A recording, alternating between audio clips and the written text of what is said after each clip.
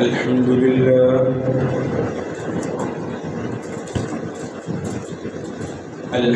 لله نحمده ونستعينه ونستغفره ونؤمن به ونتوكل عليه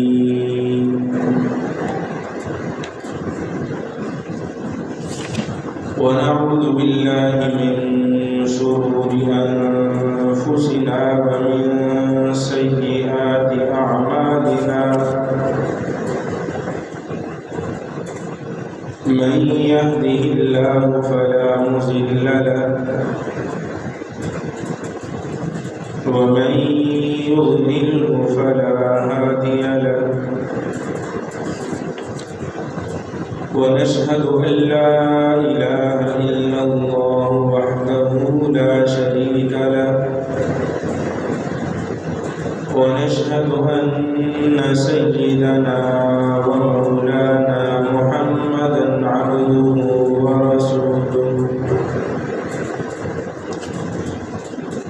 أما بعد فأعوذ بالله من الشيطان الرجيم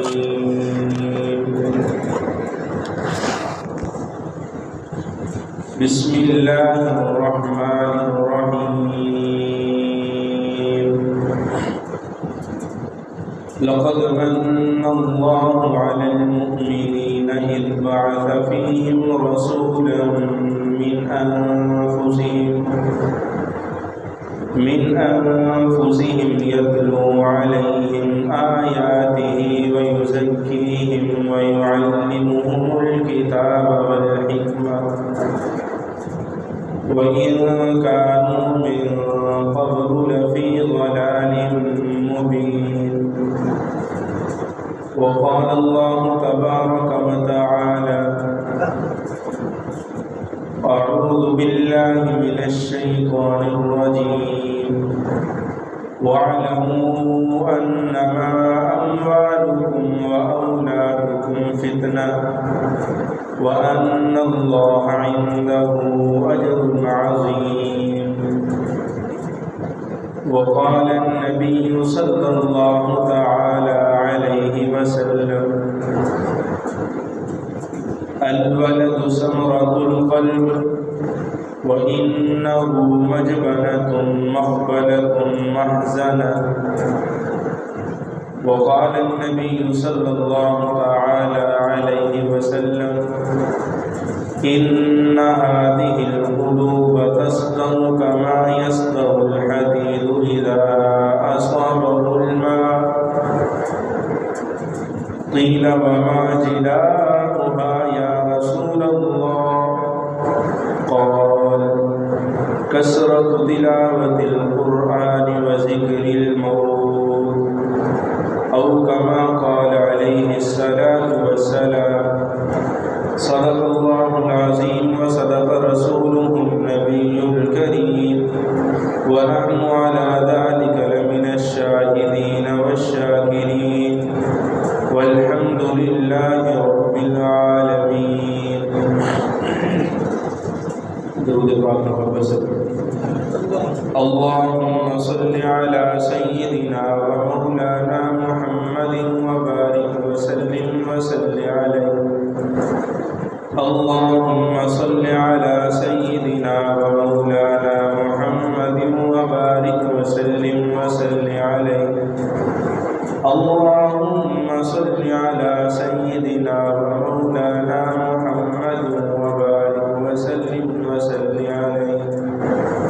رب اشرح لي صدري ويسر لي أمري واحلل عقدة من لساني يفقهوا قولي. رب زدني علما نافعا. اللهم رب زدني علما نافعا يا رب زدني علما نافعا. سبحانك لا علم لنا إلا ما علمتنا إنك أنت العليم الحكيم.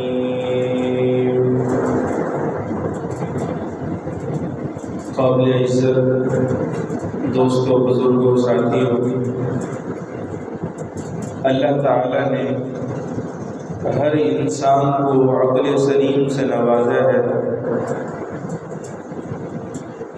خواہ وہ اپنے آپ کو کم عقل ہی سمجھتا ہو یا دوسرے لوگ اسے کم عقل سمجھتے ہوں، لیکن اتنی بات تو طے ہے کہ اللہ کریم نے ہر انسان کو ایک سلیم عقل دے کر دنیا کے اندر بھیجا ہے۔ اسے یہ پتہ ہے کہ میرے لیے فائدہ مند چیز کون سی ہے، میرے لیے نقصان دہ چیز کون سی ہے، اور کن چیزوں سے میں نے بچنا ہے اور کن چیزوں میں نے پڑھنا ہے۔ اللہ تعالیٰ نے اتنی سمجھ، بوجھ اور اتنا فہم ہر ایک بندے کو دے کر دنیا میں بھیجا ہے، حتیٰ کہ جن لوگوں کو ہم دنیا میں دیکھتے ہیں ہمارے گلی محلوں میں، جنہیں ہم مجنون دیوانہ کہتے ہیں، تو جب کوئی روڈ پر گاڑی آتی ہے تو انہیں بھی خبر ہے کہ روڈ سے اتر کر ہم نے اپنی جان بچانی ہے، وہ بھی جلدی سے اتر جاتے ہیں۔ جان بچانے کی فہم اور سمجھ اللہ نے ان کو بھی دے رکھی ہوتی ہے۔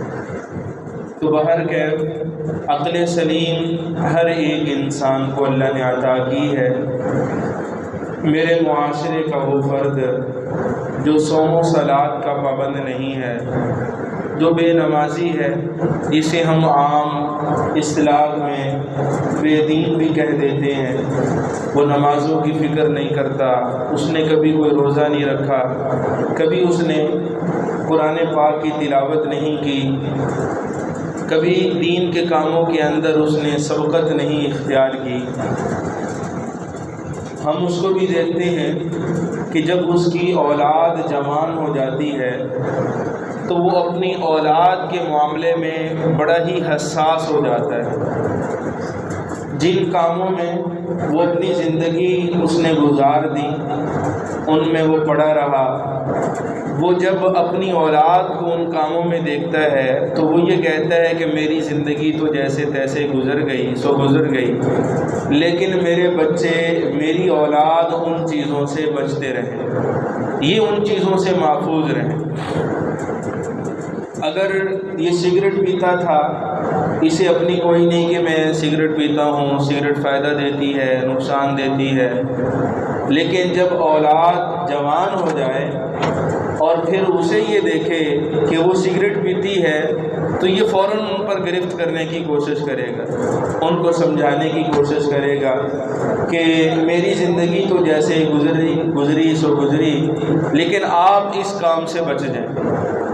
تو یہ معزز سامعین ایک حساسیت ہے جو ہر ایک والد کے دل کے اندر، ہر والدہ کے دل کے اندر اللہ تعالیٰ نے اپنی طرف سے رکھ چھوڑی ہے، اور یہی وجہ ہے کہ رسول اللہ صلی اللہ تعالیٰ علیہ وسلم نے ارشاد فرمایا کہ الولد ثمرۃ القلب، کہ اولاد انسان کے دل کا ٹکڑا ہے، اس کے دل کا ایک پھل ہے۔ وَإِنَّهُ مَجْبَنَةٌ مَخْبَلَةٌ مَحْزَنَةٌ، کہ اولاد انسان کو بخیل بنا دیتی ہے اور انسان کو بزدل بنا دیتی ہے۔ اس کا کیا مطلب ہے کہ بخیل تو اس طرح بناتی ہے کہ جب ایک وقت تھا اس کے پاس اولاد نہیں تھی، یہ شادی شدہ نہیں تھا، اپنے کپڑوں کا بھی خیال کرتا تھا، اپنے جوتے کا بھی خیال کرتا تھا، بڑے فیشن کا خیال کیا کرتا تھا، لیکن جیسے ہی اولاد آ گئی تو اب یہ اپنی کوئی فکر نہیں کہتا، اسے اپنی کوئی ٹینشن نہیں رہتی، یہی کہتا ہے کہ بس ابھی تو میں نے سلوائے تھے، میرے بچے اچھے کپڑے پہن لیں، میرے بچے اچھے جوتے پہن لیں، میری خیر ہے۔ اب دیکھیے کہ اپنی ذات کے بارے میں بھی اولاد بخل پیدا کر رہی ہے۔ اسی طرح محدثین نے لکھا ہے کہ جیسے ہی صدقات و خیرات کی نوبت آتی ہے تو اپنی اولاد کی وجہ سے وہاں بھی ہاتھ روک لیتا ہے، فوراً اولاد کی ضروریات اس کو گھیر لیتی ہیں کہ میرے گھر کی یہ ضروریات ہیں، میرے بچوں کی یہ ضروریات یہ رہتی ہیں، تو لہٰذا میں ان پر کیسے خرچ کروں۔ آپ اندازہ لگائیے کہ جو اولاد اپنے بارے میں انسان کو بخیل بنا دیتی ہے تو دوسروں کے بارے میں تو بطریق اولا بخیل بنائے گی۔ اس لیے حضور نے فرمایا کہ الولد مبخلۃ، کہ اولاد انسان کو بخیل کر دیتی ہے، اپنی ضروریات کی بھی سے کوئی فکر نہیں رہتی اولاد کے بعد، اور فرمایا کہ مجبنۃ، اس کو بزدل بھی بنا دیتی ہے۔ بزدل ایسے بناتی ہے کہ اب اولاد کی محبت اس کے دل میں آ جاتی ہے۔ اب کیا ہے کہ اگر جہاد کا موقع ہے، تبلیغ کا موقع ہے، یا جو ہے وہ گھر سے نکلنے کا موقع ہے، تو اب بجائے اس کے کہ یہ ہمت کرتا اور جہاد کے لیے نکل جاتا، اب یہاں پہ بخل واقع ہو رہا، اولاد اس کو گھیر رہی ہے، اولاد اس کو اپنی محبت جو ہے وہ اس میں تڑپاتی ہے، اور یہ گھر سے نکلنے سے رک جاتا ہے۔ اور فرمایا کہ محزنۃ، اولاد اس کو غم زدہ کر دیتی ہے۔ کیا مطلب؟ اگر بچوں کے بارے میں پتہ چل جائے کہ بچہ میرا کوئی بیمار ہے تو فوراً غمگین ہو جاتا ہے، اس کی تکلیف میں اپنی تکلیف محسوس کرتا ہے۔ اسی لیے رسول اللہ صلی اللہ علیہ وسلم نے فرمایا الولد ثمرۃ القلب، ہے تو یہ دل کا ٹکڑا، لیکن یہ ہے کہ انہ مجبنۃ، یہ اولاد انسان کو بزدل بنا دیتی ہے، مبخلۃ، اور اسے بخیل بنا دیتی ہے، محزنۃ، اور اسے غم زدہ کر دیتی ہے۔ اسی لیے قرآن حکیم میں اللہ تعالیٰ نے فرمایا انما اموالکم و اولادکم فتنہ، کہ تمہارا مال اور تمہاری اولادیں یہ تمہارے لیے امتحان اور آزمائش ہے۔ اور معزز سامعین، اگلی بات یہ ہے کہ اگر یہی اولاد بے راہ روی کا شکار ہو رہی ہو، یہی اولاد اگر حدود اللہ سے تجاوز کر رہی ہو، معزز سامعین برے راستے پر چل رہی ہو، بے دین ہو رہی ہو، اب والدین فوراً تڑپ جاتے ہیں، والدین حساس ہو جاتے ہیں، اپنی زندگی جیسی تیسی بھی گزری سو گزری، لیکن اولاد کی بے دینی اور بے راہ روی کی وجہ سے والدین مضطرب ہو جاتے ہیں، بے چین ہو جاتے ہیں۔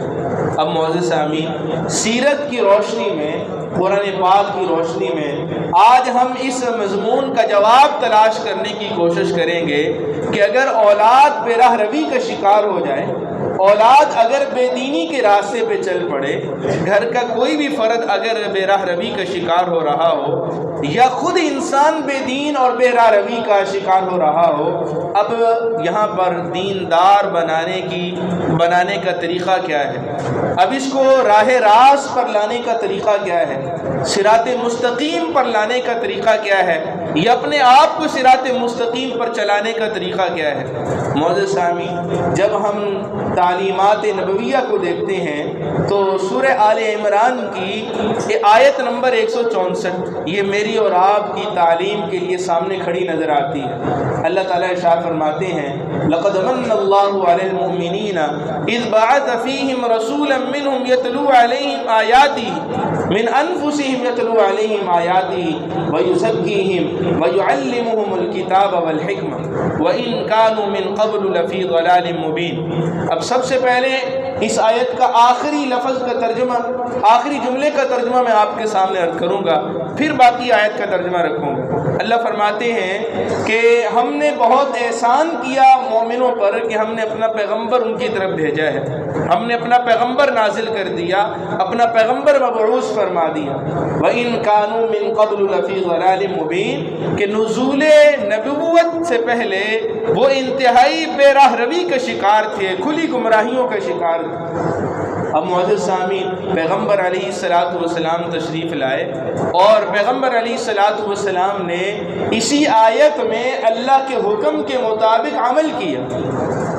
وہ تعلیمات جو ہم دیکھتے ہیں کہ پیغمبر صلی اللہ علیہ وسلم کی زندگی کا حصہ ہیں، حضور نے کون سے ایسے عمل کیے کہ وہ اس دور کا معاشرہ کہ جسے قرآن کہہ رہا ہے کہ وہ سب سے بڑے گمراہ تھے، وہ سب سے زیادہ بے دین تھے، وہ سب سے زیادہ بے راہ روی کے شکار تھے۔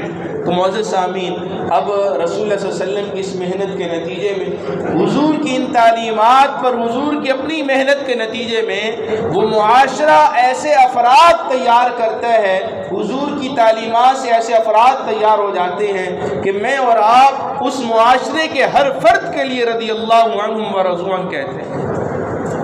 آپ اندازہ لگائیے کہ وہ کتنی عظیم تعلیمات ہوں گی کہ جس پر عمل کرنے کے نتیجہ میں اس بے راہ رو معاشرے کا ہر فرد وہ ایسے مقام پر پہنچ گیا کہ خود قرآن اور اللہ تعالیٰ نے کہہ دیا رضی اللہ عنہم ورضوا عنہ، اور میں اور آپ بھی جب ان میں سے کسی کا نام لیتے ہیں صحابہ کا تو رضی اللہ عنہم ورضوا عنہ کہتے ہیں۔ تو معزز سامعین، یہ تعلیمات کتنی مبارک ہوں۔ یہ 4 ایسے کام ہیں جو اللہ تعالیٰ نے یہاں پر اس آیت مبارکہ میں رسول اللہ صلی اللہ علیہ وسلم کو حکم کیے کہ آپ اگر اپنے اس معاشرے بے دین بے راہ رو معاشرے کو راہ راست پر لانا چاہتے ہیں، گمراہ معاشرے کو اگر صراط مستقیم پر لانا چاہتے ہیں، یہ 4 کام کر لیجئے، آپ کا معاشرہ، آپ کی اولاد، آپ کے افراد، آپ کا گھرانہ، آپ کا قبیلہ، آپ کا کنبہ، آپ کی سوسائٹی اور ماحول یہ دیندار بن جائیں گے، یہ صراط مستقیم پر چلنے والے بن جائیں گے۔ معزز سامعین، اب یہ کون سے ایسے کام ہیں؟ ان میں سے سب سے پہلا کام معزز سامعین اللہ نے فرمایا یتلو علیہم آیاتہ، آپ ان کو قرآن پاک کی تلاوت قرآن پاک پڑھ کر سنائیں۔ قرآن پاک کی تلاوت ایک ایسی چیز ہے معزز سامعین جس سے انسان کے قلوب سے زنگ اور میل اتر جاتا ہے۔ رسول اللہ صلی اللہ علیہ وسلم نے ایک موقع پہ فرمایا، لوگ کہتے ہیں خالی تلاوت سے کیا ہوگا، خالی تلاوت قرآن سے کوئی ثواب نہیں ہوتا، معاذ اللہ، جملے تو یہاں تک بولے جاتے ہیں، خالی تلاوت سے کیا ہوگا؟ اگر خالی تلاوت سے کچھ نہ ہوتا تو اللہ تعالیٰ کبھی بھی یہاں پر پہلے ہی نمبر پر یتلو علیہم آیاتہ ہی نہ فرماتے۔ رسول اللہ صلی اللہ علیہ وسلم نے فرمایا ان هذه القلوب تصدع كما يصدع الحديد اذا اصابه الماء، کہ بے شک یہ تمہارے جو دل ہیں، تمہارے جو قلوب ہیں، یہ بھی زنگ آلود ہو جاتے ہیں، جیسے لوہے کو جب پانی لگ جاتا ہے تو وہ زنگ آلود ہوتا ہے۔ قیلا وما جلاؤہا یا رسول اللہ، صحابہ کرام نے سوال کیا کہ یا رسول اللہ اس زنگ کو دور کرنے کا طریقہ کیا ہے، دلوں کی طہارت اور صفائی کا طریقہ کیا ہوگا؟ جب دل زنگ آلود ہو جاتے ہیں، دل جب میل پکڑ لیتے ہیں، دل جب سیاہ ہو جاتے ہیں، کلا بل ران علی قلوبہم ما کانوا یکسبون، جسے قرآن کہتے ہیں، تو یہ پھر صاف کیسے ہوں گے؟ رسول اللہ صلی اللہ علیہ وسلم نے فرمایا کثرت تلاوت القرآن و ذکر الموت، کثرت تلاوت القرآن و ذکر الموت، تلاوت قرآن پاک اگر کثرت سے کی جائے گی اللہ تعالیٰ اس کی برکت سے تمہارے دلوں کو پاکیزہ فرما دے گا۔ اس لیے معزز سامعین پہلے نمبر پر رسول اللہ صلی اللہ علیہ وسلم نے کون سا عمل کیا؟ یتلو علیہم آیاتہ، اللہ تعالیٰ نے فرمایا کہ آپ ان کے سامنے قرآن پاک کی تلاوت کریں۔ قرآن پاک کی تلاوت وہ خواہ نماز میں ہو یا غیر نماز میں ہو، کوئی مرد کرے، عورت کرے، بچہ کرے، بڑا کرے، تو اس کا پہلا نتیجہ یہ نکلتا ہے کہ سب سے پہلے پڑھنے والے کا دل پاکیزہ ہو جاتا ہے۔ آج میں اور آپ اس بات کا اندازہ لگائیے، اپنا محاسبہ تو کریں کہ ہم روزانہ کی بنیاد پر کتنی تلاوت کرتے ہیں۔ اللہ کا جب یہ حکم ہے، اور معزز سامعین یہ یاد رکھیے کہ جب دل صاف ہو جاتا ہے تو ہمیشہ ایسا دل نیکی کی طرف مائل ہوتا ہے، اور جب دل زنگ آلود ہوتے ہیں، دل جب میلے ہو جاتے ہیں، سیاہ ہو جاتے ہیں، پھر ایسے قلوب انسان کو گناہوں کی طرف لے کر جاتے ہیں۔ آج میں اور آپ دیکھیں کہ ہمارا میلان، ہماری طبیعت، ہمارا مزاج ہمیں کس طرف لے کر جا رہا ہے۔ کیا خواہشات یہ دین کے تابع ہیں، یا خواہشات جو پنپ رہی ہیں، جو پیدا ہوتی ہیں، وہ بے راہ روی کا شکار ہیں، وہ ہمیں گناہوں کی طرف لے کر جاتی ہیں۔ اگر خواہشات ہماری وہ دین والی ہیں تو پھر یہ اس بات کی دلیل ہے کہ قلوب صاف ہیں، اور اگر خواہشات کے اندر جو ہے وہ اللہ تعالیٰ کی نافرمانی ہے، بے دینی ہے، بے راہ روی ہے، گمراہی ہے، تو معزز سامعین پھر مجھے اور آپ کو سمجھ جانا چاہیے کہ ہمارے دل اس وقت جو ہے وہ میلے ہیں، زنگ آلود ہیں، اس لیے کہ یہ دلوں کی ایک لازم ملزوم چیز ہے کہ صاف ہوگا تو نیکی کی طرف رغبت ہوگی، اور اگر میلے ہوں گے تو گناہ کی طرف رغبت ہوگی۔ اسی طرح معزز سامعین، اس کو ایک مثال سے سمجھ لیجئے کہ اگر ہمارے گھر کے اندر کوئی بڑا یا کوئی چھوٹا بیمار پڑ جائے اور بہت سخت بیمار ہو جائے، ہمارے والدین میں سے یا ہماری اولاد میں سے، خدا نہ خواستہ، اللہ تعالیٰ سب کو جو ہے وہ دعا تو یہی ہے کہ شفائے کاملہ عافیت عطا فرمائے، لیکن ایک بالفرض مثال کے طور پہ کہہ رہا ہوں، اگر کوئی بیمار پڑ جائے اور وہ پھر ہاسپٹل میں پہنچ جائے، وینٹیلیٹر پہ پہنچ جائے، اب معزز سامعین کیا ہوتا ہے کہ گھر والے سارے کے سارے وہ مصلح اور تسبیحات کی طرف آ جاتے ہیں، مصلح اٹھا لیں گے، تسبیحات ہاتھ میں پکڑ لیں گے اور جو ہے وہ اللہ کی طرف لو لگا لیں گے۔ اور اس وقت کیا ہوتا ہے کہ گھر کے اندر اگر کوئی LCD وغیرہ بھی چل رہی ہو اور اگر کوئی بچہ بھی چلا دے تو فوراً روک ٹوک شروع ہو جاتی ہے۔ بھی آپ کو پتہ نہیں گھر کے اندر کیسا ماحول ہے، اگر کوئی فوتگی ہو جائے تو پھر تو کئی دن تک ایسا ماحول رہتا ہے۔ اب دیکھیے، اس کے دل میں یہ بات کہیں نہ کہیں، اس کے ذہن کے اندر کہیں نہ کہیں یہ بات ضرور ہے، یہ جو سامنے شیشہ پڑا ہے، یہ جو LCD پڑی ہے، اگر یہ چلے گی تو میرا رب کہیں نہ کہیں کسی نہ کسی درجے میں ناراض ہوگا۔ حالات ایسے ہیں اور اوپر سے یہ LCDیاں چل رہی ہیں، حالات ایسے ہیں، اوپر سے گناہوں کا ماحول ہے۔ اب کیا ہے، سارے گھر والے نیکی کی طرف راغب ہو جاتے ہیں، اللہ کی طرف لو لگا رہے ہیں۔ کیوں بھائی؟ اس لیے کہ اس وقت دل صاف ہے، اس وقت دل صاف ہے، اور جب دل صاف ہو جاتے ہیں تو انسان نیکی کی طرف راغب ہوتا ہے۔ اس لیے معزز سامعین، دلوں کی صفائی اور دلوں کی طہارت کی پہلی چیز رسول اللہ صلی اللہ تعالیٰ علیہ وسلم نے جو ارشاد فرمائی وہ کیا ہے؟ تلاوت قرآن پاک۔ آپ 21ویں پارے کی پہلی آیت مبارکہ پڑھیے اور پھر دیکھیے اس کا ترجمہ، اتل ما اوحی الیک من الکتاب واقم الصلاۃ ان الصلاۃ تنہی عن الفحشاء والمنکر۔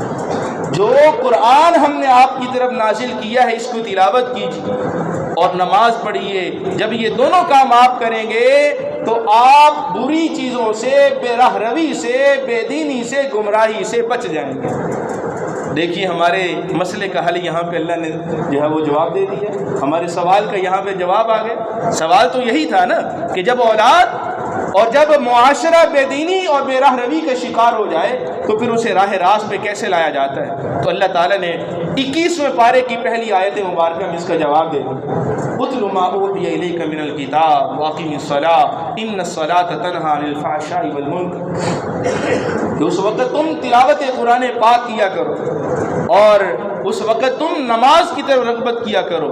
یہ تلاوت قرآن، یہ نماز تمہیں بے راہ روی سے محفوظ کر لے۔ اس لیے معزز سامعین کہا جاتا ہے کہ 100% اگر اس پہ عمل نہ ہو سکے تو کم از کم 10% تو عمل کرنا چاہیے، کوشش 10% ہی کر لینی چاہیے۔ اب آپ کے ذہنوں میں آ رہا ہوگا کہ 100% سے اچانک 10 پہ کیوں آ گئے؟ یہ بھی ایک حدیث قدسی کی وجہ سے۔ حدیث قدسی بڑی معروف ہے۔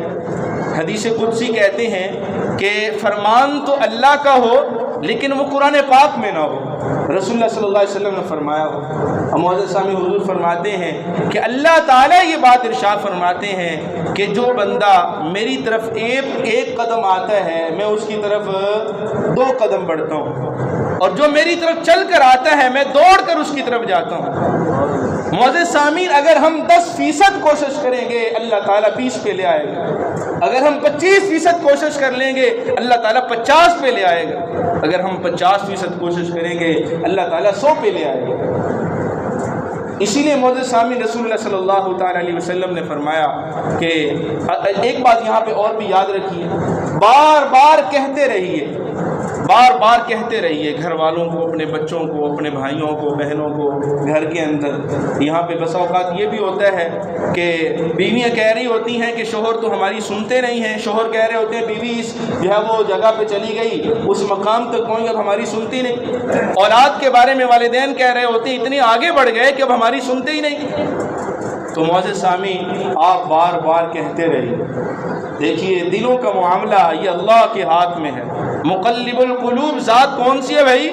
اللہ کی تبھی تو رسول اللہ صلی اللہ علیہ وسلم نے یہ دعا سکھلائی، یا مقلب القلوب ثبت قلبی علی طاعتک، یا مصرف القلوب صرف قلبی علی دینک، اے دلوں کو پلٹنے والے، اے دلوں کو پھیرنے والے، اپنی اطاعت اور اپنے دین پر ہمارے دلوں کو جما دیجیے۔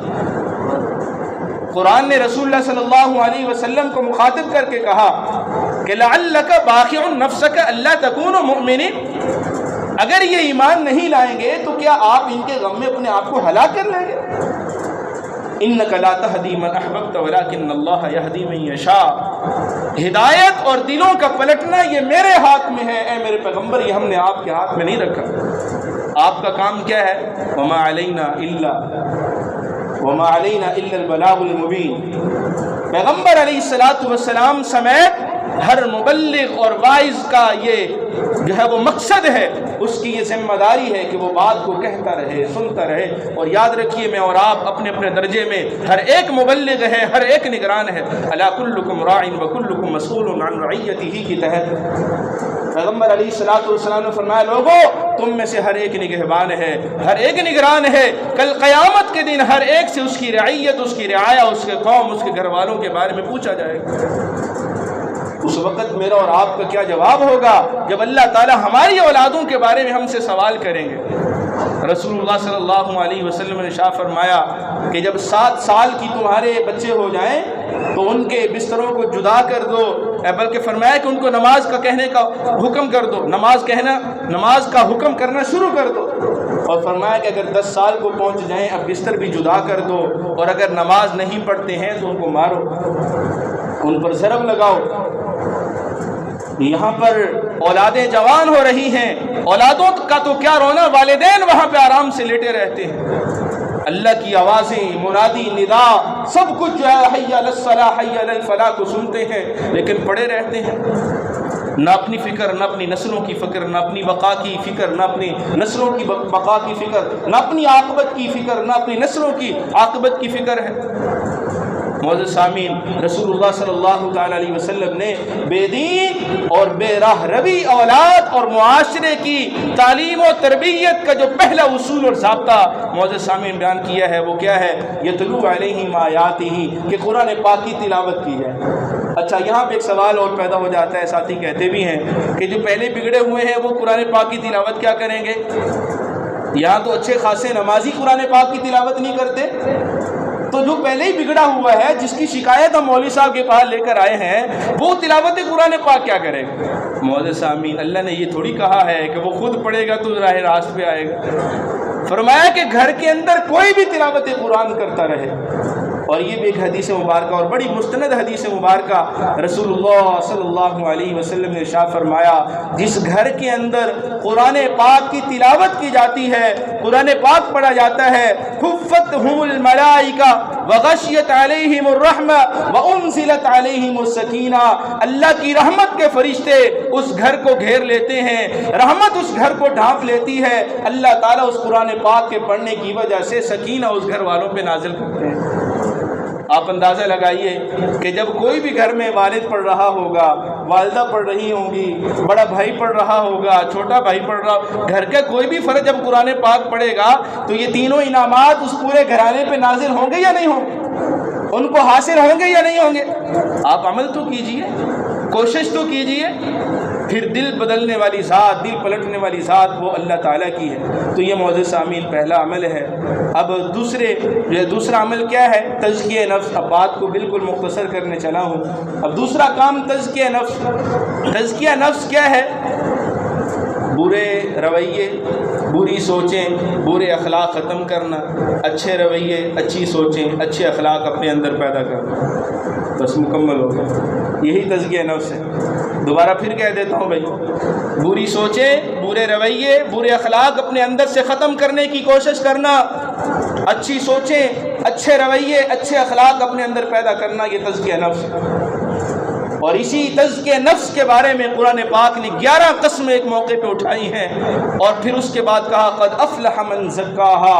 11 قسمیں اٹھانے کے بعد، حالانکہ وہ ذات تو وہ ہے ومن اصدق من اللہ قیلا، اس سے زیادہ کوئی سچی ذات آج تک جو ہے وہ نہیں ہے معزز سامعین۔ اور 11 قسمیں اٹھانے کے بعد کیا کہا؟ قد افلح من زکاہا، جس نے اپنے تزکیہ نفس کر لیا، نفس کو پاک کر لیا، وہ کامیاب ہو گیا۔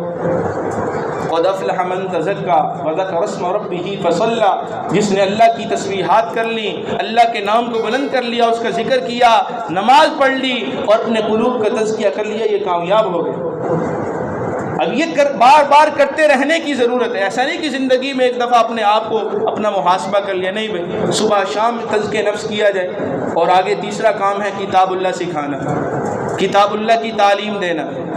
آج نہ ہم قرآن پاک پڑھنے کی خود ضرورت محسوس کرتے ہیں، نہ اپنی اولادوں کو ضرورت محسوس کرتے ہیں کہ ان کے بارے میں۔ آپ کہہ رہے ہوں گے کہ ہم بھیجتے تو ہیں مسجدوں کے اندر بھی، مدرسوں کے اندر بھی۔ میرا سوال اگلا پھر آپ سے یہ ہے، یہ سارے میرا گاؤں آگے بیٹھا ہوا ہے کہ جتنی محنت، جتنا روپیہ، جتنی فکر آپ سکول کی تعلیم میں کر رہے ہیں، کیا اللہ کی تعلیم کے بارے میں، قرآن اور دین کے بارے میں بھی اتنی فکر، اتنی محنت، اتنا خرچ کر رہے ہیں؟ بتائیے مجھے۔ 24 گھنٹوں میں آدھے گھنٹے کے لیے آپ صبح جب اپنے بچوں کو بھیج کے خود وہاں پہ بستر پہ سوئے رہتے ہیں تو کیا سمجھتے ہیں کہ آپ نے اپنی ذمہ داری ادا کر لی؟ انا للہ و انا الیہ راجعون۔ کیا یہی دین کا مقام اور رتبہ میرے اور آپ کے سینے میں رہ گیا ہے؟ اور یاد رکھیے، جب تک سکول اور دین اور دنیا کی تعلیم کے برابر فکر اور خرچ اور محنت نہیں ہو جاتی، تب تک ہم اپنی اولادوں کے بارے میں مطمئن ہونے کی مجھے اور آپ کو کوئی ضرورت نہیں ہے۔ اپنی اولادوں کے بارے میں اتنی ہی فکر کریں جتنی اسکول کی تعلیم کے بارے میں فکر کر رہے ہیں، دین کی تعلیم کے بارے میں اتنا خرچ کریں جتنا اسکول کی تعلیم کے بارے میں خرچ کر رہے ہیں، اور اتنی محنت کریں جتنی دوسری عصری تعلیم کے بارے میں محنت کر رہے ہیں۔ اور آپ یہ مت سمجھیے کہ یہ کوئی جذباتی پن ہے، میں جذبات میں آ کے اس کی روانی میں یہ بول رہا ہوں، نہیں بھائی، یہ نچوڑ ہے علماء کی محنت کا، یہ حکمت ہے۔ تو بہرحال آخری چیز معزز سامعین، وہ چوتھی چیز وہ ہے والحکمہ، حکمت، دانائی کی ان کو تعلیم دیجیے۔ اور دانائی کیا ہے؟ ویسے تو علماء نے اس پر بڑی بڑی کتابیں لکھی ہیں، لیکن فقط ایک جملے کے اندر اس دانائی کو سمجھ لیجیے کہ یہ دانائی کیا ہے کہ جس کی وجہ سے بدتر معاشرہ سب سے بہتر بن گیا، بے دین معاشرہ دیندار بن گیا، اور بے راہ رو معاشرہ وہ راہ راست پر آ گیا، اور بالکل جو ہے وہ گمراہ لوگ وہ فائز اور فلاح پانے والے بن گئے کہ جن میں سے ہر ایک کو ہم رضی اللہ عنہ و رضوا عنہ سے یاد کرتے ہیں۔ وہ حکمت کیا ہے وہ یہاں پہ سمجھ لیجئے، فقط ایک دو الفاظ کے اندر فرمایا کہ حلال و حرام، جائز و ناجائز، صحیح غلط اور درست کی تعلیم دینا، یہ حکمت ہے۔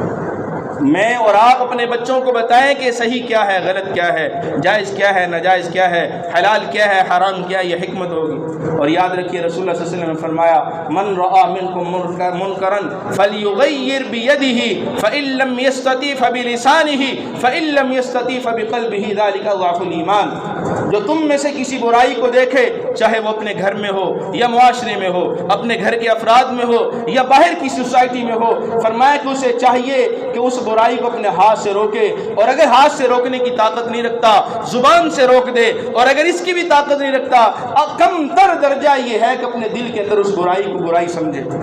ذالک ضعف الایمان۔ اور والدین سے خاص طور پہ یہاں پہ میں گزارش کروں گا کہ اگر یہ چیز بھی ہمارے دل میں پیدا نہیں ہو رہی تو پھر ہمیں اپنے ایمان کی فکر کرنی چاہیے، اس لیے کہ ایمان کا سب سے کمزور ترین درجہ یہی ہے۔ تو اس لیے معزز سامعین، بے راہ رو معاشرہ، بے راہ روی کا شکار ہوتی اولادیں، بے دین ہوتی اولادوں کے بارے میں والدین کی خدمت میں یہ 4 کام میں نے گزارش کر دیے ہیں جو رسول اللہ صلی اللہ علیہ وسلم کی تعلیمات کا جو ہے وہ حصہ ہیں۔ ان 4 کاموں پر عمل کرتے ہوئے جب ہم اپنی اولادوں کی فکر کریں گے، محنت کریں گے، اللہ تعالیٰ ان کے لیے ہدایت کی راہیں ہموار کر دیں گے، اللہ ان کو جو ہے وہ دیندار بنا دیں گے۔ اللہ تعالیٰ سے دعا ہے کہ اللہ تعالیٰ مجھے اور آپ کو توفیق عمل نصیب فرما دے۔